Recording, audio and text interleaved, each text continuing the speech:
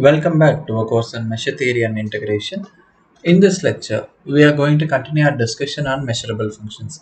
It is given that we have a sequence of measurable functions with the same domain of definition, which means your fn is defined from some x to the non-negative extended real numbers. Okay, all these functions are measurable. Okay, with which we'll have to prove the functions supremum of these functions, infimum of these functions. Here the supremum and infimum are taken over what? So this is, we just collect only the finite number of sets and for which we are taking the supremum and infimum. Okay, here we take the countable collection, that is we consider all the elements of a sequence and we look for the supremum and infimum.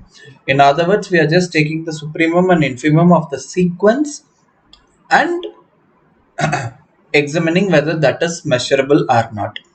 Next, we have the limit superior and limit inferior. Here, your limit superior and limit inferior has the definition, that is limit upper bar of fn is nothing but that is the, first of all you will have to find out the supremum and then the infimum. Supremum of fk for k bigger than or equals n, and then you will have to take the infimum over n, and your limit lower bar fn is supremum over n to the function infimum of k bigger than or equals n fk. Okay, so we'll have to examine the measurability of these functions, right? Okay, let us start the proof formally.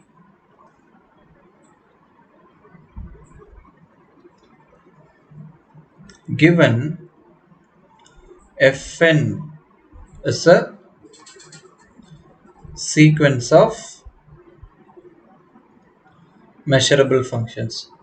So when you say some function is measurable, it means what?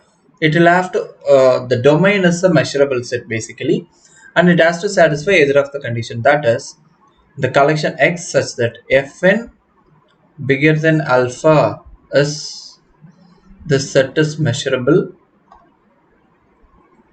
or we can say the collection f x such that fn of x, actually we'll have to write fn of x smaller than alpha is measurable. You can include the equality in both the cases. Even if you take only one of this, the other is also true. That is what we have already proved in one of the previous propositions. So this is the ideology that we are going to make use in this theorem, right? Next, let me define h to be equal to the supremum of these sets. Okay, let me examine the value of x such that h of x is bigger than alpha. Let us examine this value. This is nothing but union I runs from 1 to n, the collection x such that fi of x is bigger than alpha. Okay, why is it so? It's just because if you have this thing, then your h of x is bigger than or equals fi of x for all I runs from 1 to n and for all x. This is true. Okay, if you just consider only one fi, that will give you only few points. Okay, other fi may give you some other points. When you have to collect all the points which is covered by h, the function h, you will have to make the union of all the points that is covered by each fi. That is what we have just taken here, right? Okay, we know that finite union of measurable sets is measurable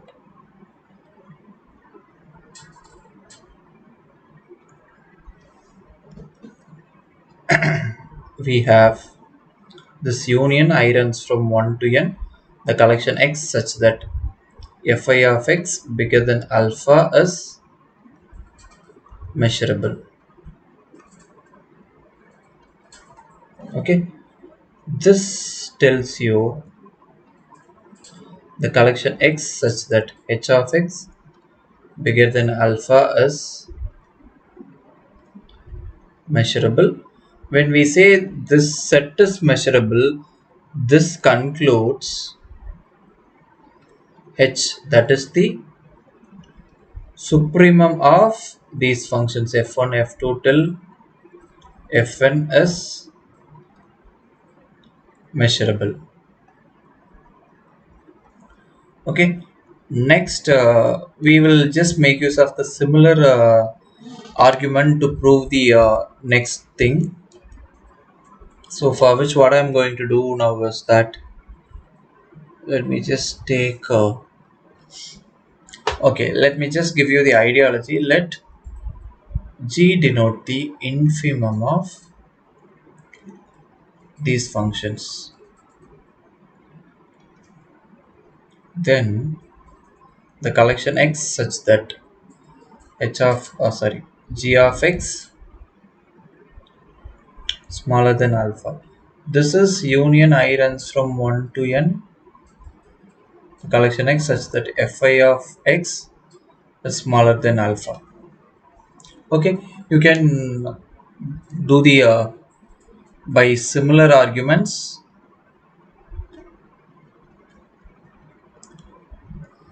you can actually prove g is measurable. Okay, in order to prove these two things we have made use of the finite union of measurable sets is measurable. We just used this result. Now let us define h to be the let h to be the supremum over n of fn. Then the collection x such that h of x bigger than alpha shall be written as union I runs from 1 to infinity, the collection of x such that fi of x bigger than alpha. Okay, we know that countable union of measurable sets is measurable. So with which we can prove this union is measurable. If this union is measurable, then of course this set on the left hand side is measurable. If this is measurable, then we conclude that this h, that is the supremum of fn over n, is measurable. Okay, so now let us define g to be infimum over n fn. Then the collection x such that g of x smaller than alpha is union I runs from 1 to infinity x such that fi of x smaller than alpha. Okay, again using the similar arguments,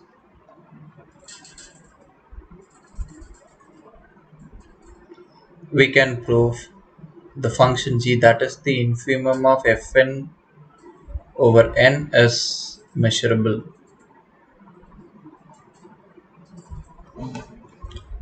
Right? Here, excuse me, here we just proved the infimum and the supremum over a finite collection and a countable collection is measurable. Right? So here we have limits upper bar fn is infimum over n and supremum over k bigger than or equals n fk, and limit lower bar fn is supremum over n and infimum over k bigger than or equals n fk. These two are there. Okay, using the results we obtained in this theorem,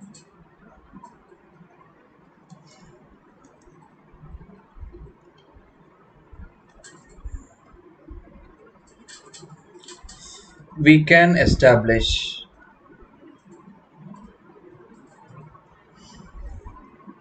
limit upper bar fn and limit lower bar fn are measurable. Okay, how is it so? First, you will have to just make use of supremum of functions. Measurable functions is measurable, and then do this. Here, first do for the infimum and then apply for the supremum. This just follows, right? Next, we are about to see the definition of almost everywhere. So, it is the definition of the terminology almost everywhere. So, this is a terminology. Okay, so let us see the definition. A property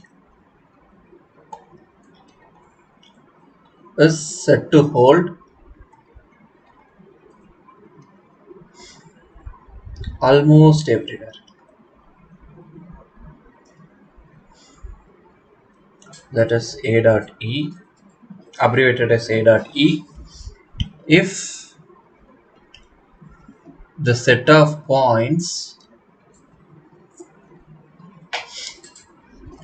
where the property fails to hold is a set of measure 0. If I have to produce some examples, yes, I can. The first one is f equals g almost everywhere. If f and g have the same domain and the collection x such that f of x and g of x are different has the measure 0. If this is so, then we can say f and g are equal almost everywhere. The next example tells us fn converges to f almost everywhere if there exists a set E, or we can simply say there is a set E of measure 0 such that fn converges to f for each x not in E. It means what? Your fn has to converge to f. Okay, this is not happening only inside E. Okay, this does not hold when you take when you take x as a member of x is not a member of E. This holds only when your x is not a member of E. And the set that we are talking here, that is the set E, is of measure 0, then we say fn converges to f almost everywhere. Right? So next we have a function. Next we have a proposition that tells us if f is a measurable function and f equals g almost everywhere, then we'll have to prove that g is measurable. Okay, so let us start. Given f is a measurable function and f equals g almost everywhere, let us define the set E to be the point x such that collection of points x such that f of x not equals g of x. Then by the definition of almost everywhere, what do we get? The measure is 0. Then measure of E is 0. Now let us consider the collection x such that g of x is bigger than alpha shall be written as the collection x such that f of x bigger than alpha, the set union with the collection of elements in E such that g of x is bigger than alpha. Okay, this is the union of two sets. Not only this, after making the union of these two sets, we'll have to negate the collection of x in E such that g of x is smaller than or equals alpha. So the basic sets that we need is the collection of x such that f of x is bigger than alpha and g of x is bigger than alpha. So we are just identifying those two sets. If you just look for functions of this kind, if this is your f and your g has to go almost like this, only at few points it may be missed. Okay, suppose you have functions of this sort and let this be your alpha. So this is your alpha, right? This is your alpha. Okay, fine. So what are we? Okay, your function. So this point is covered in that this collection as well as in this collection. If you take in a different way, this will contribute some point, this will contribute some point. We'll have to make a union of these 2 points, and if some points do not satisfy this condition, that is your g of x is smaller than or equals alpha, you will have to remove those points from this set. Here we are talking about here this tilde represents the set difference. Okay, in the usual set difference is the thing that we have here. So proceeding further, the first set on the RHS is measurable. Since f is measurable. Next, the last two things. The last two sets on the right hand side are also measurable. This is by one of the properties of the measurable functions, that is in the proposition we have just seen in the previous lecture, if I am not wrong. Yeah. So if one of them is true, then so are the others. So this is the idea that we are making use here. So with which what we say is the last two sets is measurable. Okay. So if they are measurable, since they are subsets of E and ME is 0. Okay, with which what we conclude is that thus the collection x such that g of x is bigger than alpha is measurable for each alpha. So when this is true for each alpha and hence we just conclude G is a measurable function. Okay. Next, we have the proposition. This is the almost continuity. Okay. This proposition talks about almost continuity. Here, you are given a measurable function which is defined on some closed and bounded interval AB. Okay, you have the measurable function here.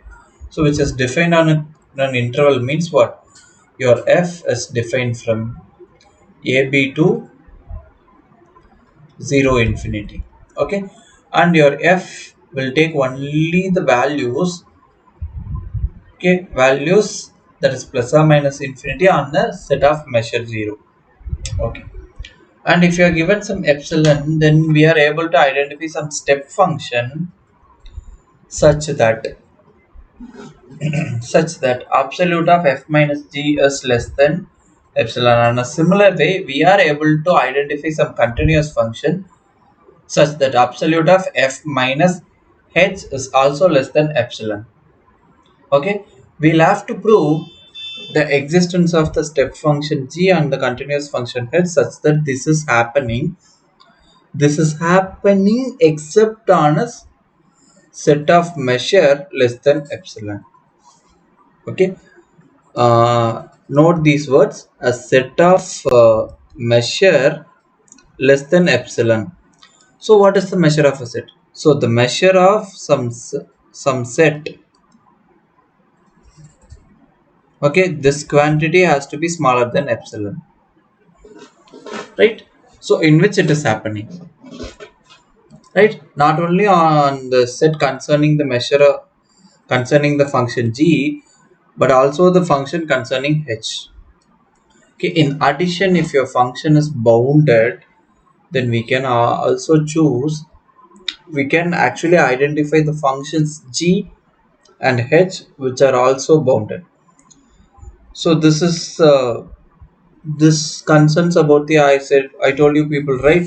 So this concerns about the nearly continuous functions, and this is the Littlewood's second principle, right? as as I left the first principle as an exercise, I am going to leave this also as an exercise. You just try. Maybe in the problem solving session for this Lebesgue measure, we will work out this proposition. Now we will move to some definitions. The first one is characteristic function. So characteristic function. Okay, let us do it. If A is any set, we define a characteristic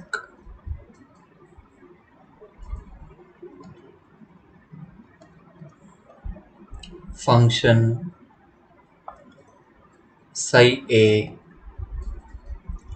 of the set A to be the function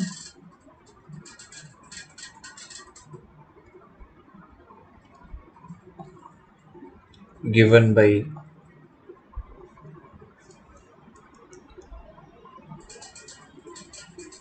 psi A of x equals 1 if x is a member of A and 0 if x is not a member of A. Right? This function psi A is measurable if and only if the set A is measurable. Okay, so that means what? If A is a measurable set, If A is a measurable set, then the characteristic function is also measurable. So characteristic function is a measurable, which means what?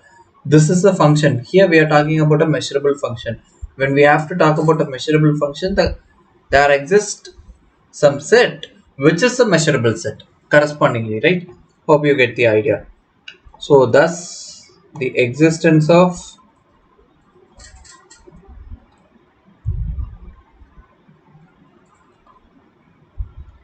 non-measurable sets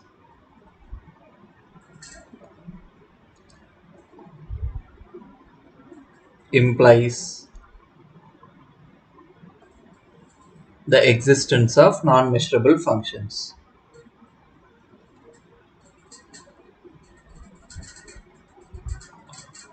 Okay. So with the idea of characteristic functions, we will do a lot of things in the upcoming topics, that is the Lebesgue integrals. Okay, as I said in the introductory lecture of this course, uh, we will generalize things, especially the notion of integration will be generalized. Okay, for which the characteristic function and the next definition that we are about to see will help us in many ways. The next definition that we are going to see is the concept of simple function. Okay, a real valued function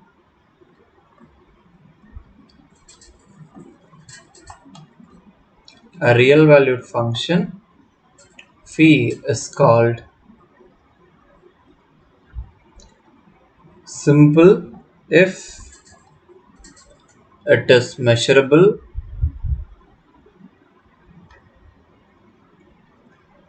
and that assumes only a finite number of values.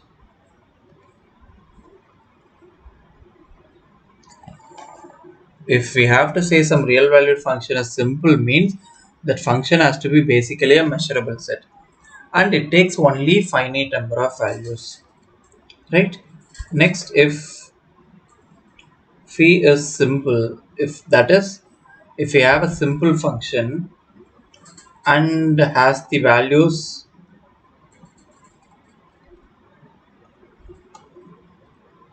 alpha 1, alpha 2 till alpha n, then your phi may be written as summation I runs from 1 to n alpha I sigma ai, where your ai, sorry, I said sigma, right? It's chi ai, where ai is the collection x such that phi of x is alpha I. Okay, so here I would like to make a note, that is some difference and product of two simple functions is simple. Actually, we are talking in the plural sense, are simple. Okay, so now we are actually about to enter into the Littlewood's three principles, but we have already seen Littlewood's first two principles. Okay, roughly speaking, the work of Littlewood assumes three things. Okay, that is the main contribution of this Littlewood. Every set is nearly a finite union of intervals. Okay, here every set mean I'm talking about almost every measurable sets is nearly a finite union of intervals.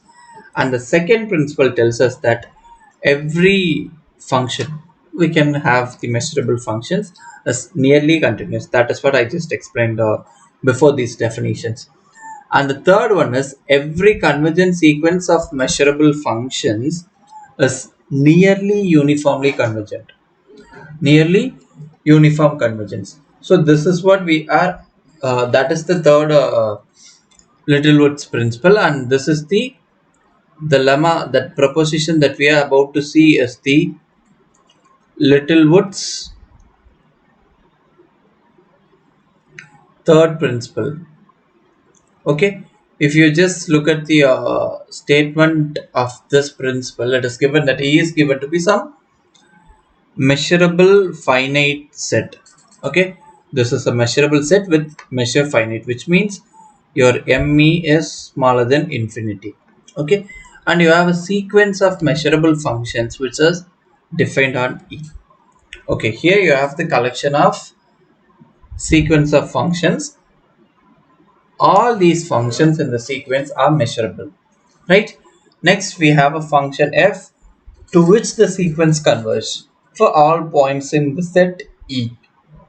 Okay, then if you are given with some epsilon and delta value, we'll have to identify some measurable set A such that the measure of that set is very negligible quantity delta. Okay, actually the measure of that set has the measure which is smaller than delta. Even delta itself is a very small positive quantity. You must have your measure to be smaller than that quantity. It means what? Your measure is almost equal to 0. Okay, for which you can identify an integer n such that for all n bigger than or equals n, and for points which are not in A, we have the convergence condition. So this is what we'll have to prove in this lecture. Okay, so with the suppositions that we have in the statement, let me just define Gn to be the collection X in E such that absolute of Fn of X minus f of E bigger than or equals epsilon. Okay, and let us set En to be the union n runs from 1 to infinity Gn, which is nothing but union n runs from 1 to infinity the collection X in E such that absolute of Fn of X minus f of X is bigger than or equals epsilon for some n bigger than or equals n. Okay, so this is what we have. Now we observe En plus 1 is a subset of En. Why is it so? Because if you just look at this one, okay, I just started n from 1, it is not n from 1, it is n from big N to infinity. Okay, when you talk about simply E big N, so that is the union of a larger collection of sets. When you talk about En plus 1, it means you have just reduced only one set and you are making the union of all other sets. Okay, so from which we can just observe that when you make the value of n larger and larger, that becomes a subset of the sets that is already available to us. Okay, and with which we deduce one more thing: for each x in E, there must be some En to which x doesn't belong. Why is it happening? It is since Fn of x converges to f of x, right? Since Fn of x converges to f of x, this is the assumption that we have taken, right? So f is some real valued function such that for x in E, for all x in E, we have the convergence taking place. Okay, but the condition that we assumed for Gn, that is the condition that we have taken for Gn, and with the aid of Gn only we defined En. This has absolute of fn of x minus f of x is bigger than or equals epsilon. If the convergence is there, then absolute of fn of x minus f of x is smaller than epsilon for all x in E. But here what we are saying is that for some x that is not in E, this cannot be in En, right? So with which what we write is that intersection En is empty. So if it is empty, then measure of intersection En is 0. Therefore, outer measure of intersection n runs from 1 to infinity En is limits n approaches infinity Men. So that is measure of the empty set is same as that of measure of limit n approaches infinity Men. So measure of the empty set is what? 0. So it is Men equals what? It is going to be equal to 0. If this is equal to 0, then what can we say about it? So this is nothing but, okay, this is the thing. Hence, for given epsilon positive, there is an integer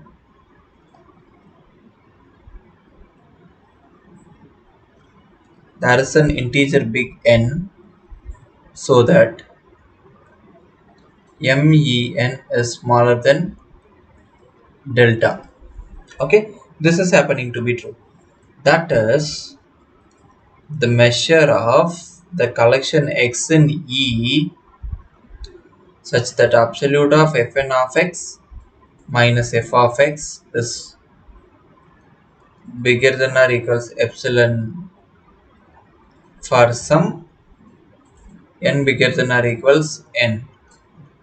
Okay, the measure of this entire set is smaller than delta,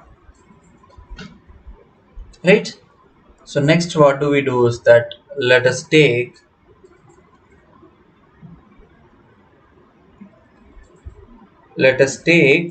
A instead of En. Then what happens? The collection A is the collection of points in E such that absolute of fn of x minus f of x bigger than or equals epsilon for some n. Okay, so for some n, this is happening to be true. So what is A complement? This is also the collection of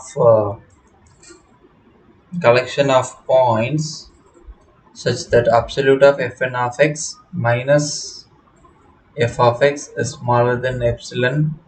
Okay, so this is also happening to be true for all n bigger than or equals n. So with which what we conclude is that there is an integer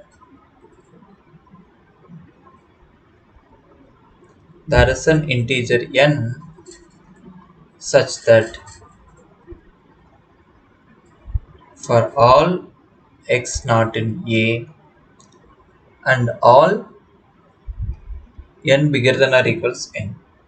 So that is absolute of fn of x minus f of x is smaller than epsilon with ma is smaller than delta. So if I have to so this is what we intended to prove, right? So this completes the proof actually. Next what we are going to do is that here We have the convergence which is taking place in pointwise.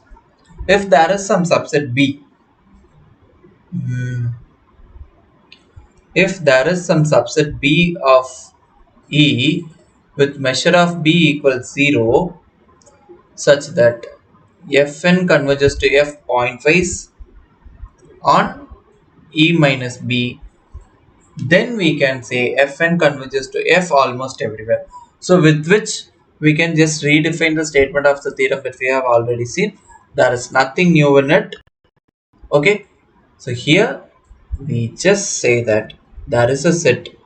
Okay, there is a subset B of E such that it has the measure 0 and the convergence is there in the set E minus B. Then we say Fn converges to F almost everywhere. This is the only condition that is additional to it.